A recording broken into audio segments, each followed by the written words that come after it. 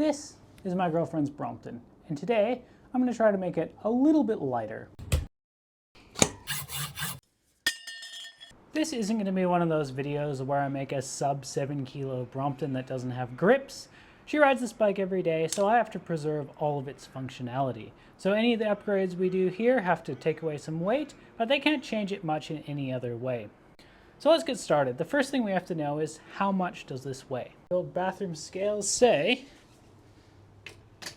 12.3 kilos, which is some amount of pounds. So this bike is a standard C-line with some other modified bits, but it's a simple 3-speed bike. It's not exactly starting from the lightest point we can. This is really dirty. So the first thing we're going to do is swap out these Schwalbe Marathons with the Schwalbe Marathon Racer, which is a lighter version of the same tire. It's slightly less puncture resistant, but it lasts almost as long, and I've ridden them for ages, and I rarely get punctures. So let's put these on first. Well, it certainly looks the part, and it saves quite a bit of weight as well. These tires are about 240 grams, 245 per tire, and the old Marathons are like 400.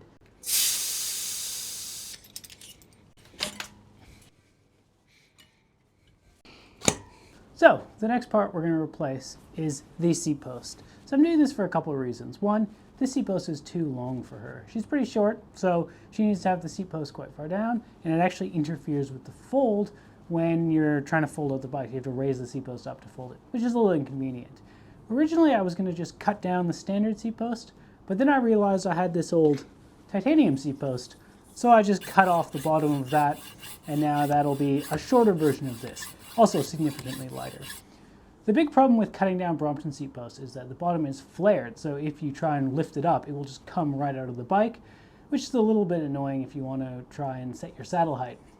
The trick to getting around this, if you cut that bottom part off, is to find the old style Brompton expanding plugs or bungs, and they're flared out and they have an expanding plug, so they lock into the seat post quite well. So we'll swap that out, and then one other thing I'm going to change is we're going to also swap out the pentaclip or the saddle clamp with this H&H one, which is a little bit lighter and also might work a little bit better with aftermarket saddles depending on what you're using. I took the saddle off and it looks like it already had the Brompton super light pentaclip on here. So it looks like someone's already been cooking.